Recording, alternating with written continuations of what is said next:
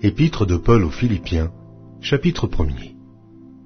Paul et Timothée, serviteurs de Jésus-Christ, à tous les saints en Jésus-Christ, qui sont à Philippe, aux évêques et aux diacres.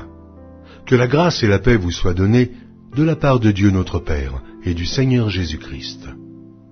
Je rends grâce à mon Dieu de tout le souvenir que je garde de vous, ne cessant dans toutes mes prières pour vous tous de manifester ma joie au sujet de la part que vous prenez à l'Évangile, depuis le premier jour jusqu'à maintenant. Je suis persuadé que celui qui a commencé en vous cette bonne œuvre la rendra parfaite pour le jour de Jésus-Christ. Il est juste que je pense ainsi de vous tous, parce que je vous porte dans mon cœur, soit dans mes liens, soit dans la défense et la confirmation de l'Évangile, vous qui tous participez à la même grâce que moi. Car Dieu m'est témoin que je vous chéris tous avec la tendresse de Jésus-Christ. Et ce que je demande dans mes prières, c'est que votre amour augmente de plus en plus en connaissance et en pleine intelligence, pour le discernement des choses les meilleures, afin que vous soyez purs et irréprochables pour le jour de Christ, remplis du fruit de justice qui est par Jésus-Christ à la gloire et à la louange de Dieu. Je veux que vous sachiez, frères, que ce qui m'est arrivé a plutôt contribué au progrès de l'Évangile. En effet, dans tout le prétoire et partout ailleurs, nul n'ignore que c'est pour Christ que je suis dans les liens. Et la plupart des frères dans le Seigneur, encouragés par mes liens, ont plus d'assurance pour annoncer sans crainte la parole. Quelques-uns, il est vrai, prêchent Christ par envie et par esprit de dispute. Mais d'autres le prêchent avec des dispositions bienveillantes. Ceux-ci agissent par amour, sachant que je suis établi pour la défense de l'Évangile, tandis que ceux-là, animés d'un esprit de dispute, annoncent Christ par des motifs qui ne sont pas purs, et avec la pensée de me susciter quelques tribulations dans mes liens. Qu'importe, de toute manière, que ce soit pour l'apparence, que ce soit sincèrement, Christ n'est pas moins annoncé. Je m'en réjouis, et je m'en réjouirai encore. Car je sais que cela tournera à mon salut, grâce à vos prières et à l'assistance de l'Esprit de Jésus-Christ, selon ma ferme attente et mon espérance, que je n'aurai honte de rien, mais que, maintenant, comme toujours, Christ sera glorifié dans mon corps, avec une pleine assurance, soit par ma vie, soit par ma mort, car Christ est ma vie, et la mort m'est un gain. Mais s'il est utile pour mon œuvre que je vive dans la chair, je ne saurais dire ce que je dois préférer. Je suis pressé des deux côtés. J'ai le désir de m'en aller et d'être avec Christ, ce qui de beaucoup est le meilleur, mais à cause de vous, il est plus nécessaire que je demeure dans la chair.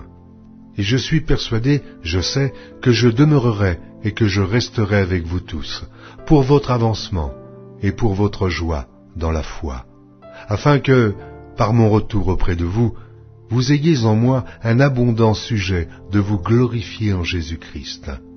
Seulement, conduisez-vous d'une manière digne de l'Évangile de Christ, afin que, soit que je vienne vous voir, soit que je reste absent, j'entende dire de vous que vous demeurez ferme dans un même esprit, combattant d'une même âme par la foi de l'Évangile, sans vous laisser aucunement effrayer par les adversaires, ce qui est pour eux une preuve de perdition, mais pour vous, de salut. Et cela de la part de Dieu, car il vous a été fait la grâce, par rapport à Christ, non seulement de croire en lui, mais encore de souffrir pour lui, en soutenant le même combat que vous m'avez vu soutenir, et que vous apprenez maintenant que je soutiens. Épître de Paul aux Philippiens, chapitre 2. Si donc il y a quelque consolation en Christ, s'il y a quelque soulagement dans la charité, s'il y a quelque union d'esprit, s'il y a quelque compassion et quelque miséricorde, rendez ma joie parfaite.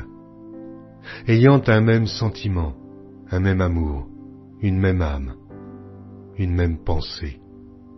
Ne faites rien par esprit de parti ou par vaine gloire, mais que l'humilité vous fasse regarder les autres comme étant au-dessus de vous-même. Que chacun de vous, au lieu de considérer ses propres intérêts, considère aussi ceux des autres.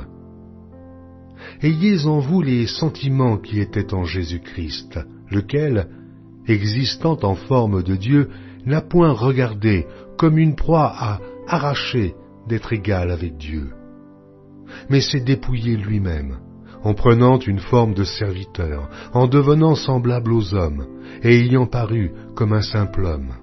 Il s'est humilié lui-même, se rendant obéissant jusqu'à la mort, même jusqu'à la mort de la croix. C'est pourquoi aussi Dieu l'a souverainement élevé, et lui a donné le nom qui est au-dessus de tout nom, afin qu'au nom de Jésus, tout genou fléchisse dans les cieux, sur la terre et sous la terre, et que toute langue confesse que Jésus-Christ est Seigneur, à la droite de Dieu le Père. Ainsi, mes bien-aimés, comme vous avez toujours obéi, travaillez à votre salut avec crainte et tremblement, non seulement comme en ma présence, mais bien plus encore maintenant que je suis absent. Car c'est Dieu qui produit en vous le vouloir et le faire, selon son bon plaisir. Faites toutes choses, sans murmure ni hésitation, afin que vous soyez irréprochables et purs, des enfants de Dieu irrépréhensibles au milieu d'une génération perverse et corrompue, parmi laquelle vous brillez comme des flambeaux dans le monde, portant la parole de vie, et je pourrai me glorifier au jour de Christ de n'avoir pas couru en vain, ni travaillé en vain. Et même si je sers de libation pour le sacrifice et pour le service de votre foi, je m'en réjouis, et je me réjouis avec vous tous. Vous aussi, réjouissez-vous de même, et réjouissez-vous avec moi. J'espère dans le Seigneur Jésus vous envoyer bientôt Timothée, afin d'être encouragé moi-même, en apprenant ce qui vous concerne. Car je n'ai personne ici qui partage mes sentiments, pour prendre sincèrement à cœur votre situation. Tous, en effet, cherchent leurs propres intérêts, et non ceux de Jésus-Christ. Vous savez qu'il a été mis à l'épreuve en se consacrant au service de l'Évangile avec moi, comme un enfant avec son père. J'espère donc vous l'envoyer dès que j'apercevrai l'issue de l'état où je suis. Et j'ai cette confiance dans le Seigneur, que moi-même aussi j'irai bientôt. J'ai estimé nécessaire de vous envoyer mon frère Épaphrodite, mon compagnon d'œuvre et de combat, par qui vous m'avez fait parvenir de quoi pourvoir à mes besoins.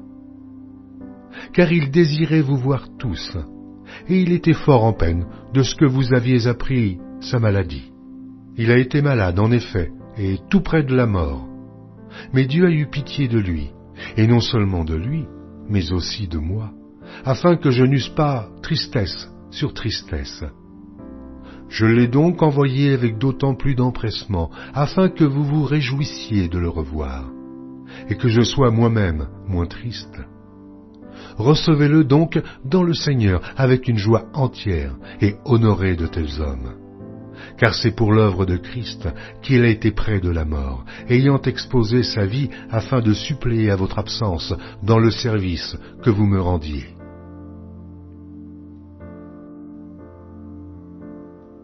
Épître de Paul aux Philippiens, chapitre 3. Au reste, frères, réjouissez-vous dans le Seigneur. Je ne me lasse point de vous écrire les mêmes choses, et pour vous cela est salutaire. Prenez garde aux chiens, prenez garde aux mauvais ouvriers, prenez garde aux faux circoncis, car les circoncis, c'est nous, qui rendons à Dieu notre culte par l'Esprit de Dieu, qui nous glorifions en Jésus-Christ, et qui ne mettons point notre confiance en la chair. Moi aussi, cependant, j'aurai sujet de mettre ma confiance en la chair. Si quelque autre croit pouvoir se confier en la chair, je le puis bien davantage, moi, circoncis le 8e jour, de la race d'Israël, de la tribu de Benjamin, hébreu, né d'hébreu, quant à la loi, pharisien, quant au zèle, persécuteur de l'Église, irréprochable à l'égard de la justice de la loi.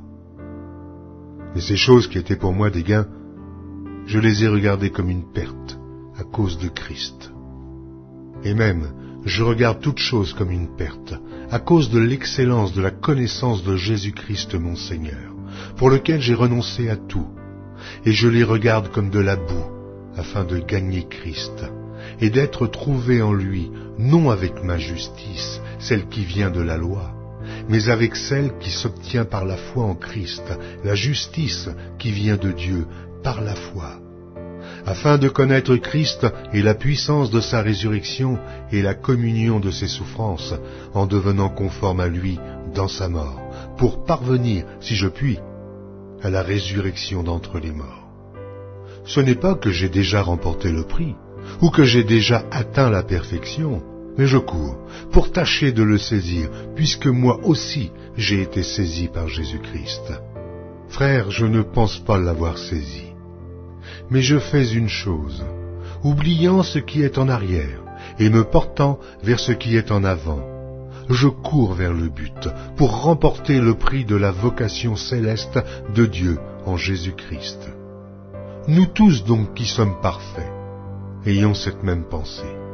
Et si vous êtes en quelque point d'un autre avis, Dieu vous éclairera aussi là-dessus. Seulement, au point où nous sommes parvenus, marchons d'un même pas. Soyez tous mes imitateurs, frères, et portez les regards sur ceux qui marchent selon le modèle que vous avez en nous. Car il en est plusieurs qui marchent en ennemis de la croix de Christ.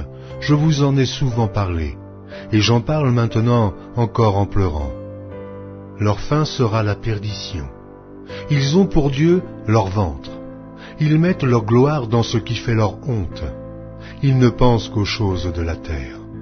Mais notre cité à nous est dans les cieux, d'où nous attendons aussi comme Sauveur le Seigneur Jésus-Christ, qui transformera le corps de notre humiliation en le rendant semblable au corps de sa gloire, par le pouvoir qu'il a de s'assujettir toutes choses. Épître de Paul aux Philippiens, chapitre 4. C'est pourquoi, mes bien-aimés et très chers frères, qui êtes ma joie et ma couronne, demeurez ainsi fermes dans le Seigneur, mes bien-aimés. J'exhorte Évodie, et j'exhorte Syntyche à être d'un même sentiment dans le Seigneur. Et toi aussi, fidèle collègue, oui, je te prie de les aider, elles qui ont combattu pour l'Évangile avec moi et avec Clément et mes autres compagnons d'œuvre, dont les noms sont dans le livre de vie. Réjouissez-vous toujours dans le Seigneur, je le répète, réjouissez-vous.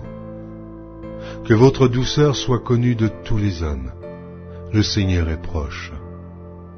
Ne vous inquiétez de rien, mais en toute chose, faites connaître vos besoins à Dieu par des prières et des supplications avec des actions de grâce. Et la paix de Dieu qui surpasse toute intelligence gardera vos cœurs et vos pensées en Jésus-Christ. Au reste, frères, que tout ce qui est vrai, tout ce qui est honorable, tout ce qui est juste, tout ce qui est pur, tout ce qui est aimable, tout ce qui mérite l'approbation, ce qui est vertueux et digne de louange, soit l'objet de vos pensées. Ce que vous avez appris, reçu et entendu de moi, et ce que vous avez vu en moi, pratiquez-le, et le Dieu de paix sera avec vous. J'ai éprouvé une grande joie dans le Seigneur, de ce que vous avez pu enfin renouveler l'expression de vos sentiments pour moi. Vous y pensiez bien, mais l'occasion vous manquait. Ce n'est pas en vue de mes besoins que je dis cela, car j'ai appris à être content de l'état où je me trouve. Je sais vivre dans l'humiliation, et je sais vivre dans l'abondance. En tout et partout, j'ai appris à être rassasié et à avoir faim, à être dans l'abondance et à être dans la disette. Je puis tout par celui qui me fortifie. Cependant, vous avez bien fait de prendre part à ma détresse. Vous le savez vous-même, Philippiens. Au commencement de la prédication de l'Évangile, lorsque je partis de la Macédoine, aucune église n'entra en compte avec moi, pour ce qu'elle donnait et recevait. Vous fûtes les seuls à le faire, car vous m'envoyâtes déjà à Thessalonique et à 2 reprises de quoi pourvoir à mes besoins. Ce n'est pas que je recherche les dons, mais je recherche le fruit qui abonde pour votre compte. J'ai tout reçu, et je suis dans l'abondance. J'ai été comblé de bien en recevant par Épaphrodite ce qui vient de vous, comme un parfum de bonne odeur, un sacrifice que Dieu accepte et qui lui est agréable. Et mon Dieu pourvoira à tous vos besoins selon sa richesse, avec gloire en Jésus-Christ. À notre Dieu et Père soit la gloire au siècle des siècles. Amen. Saluez tous les saints en Jésus-Christ. Les frères qui sont avec moi vous saluent. Tous les saints vous saluent, et principalement ceux de la maison de César. Que la grâce du Seigneur Jésus-Christ soit avec votre esprit.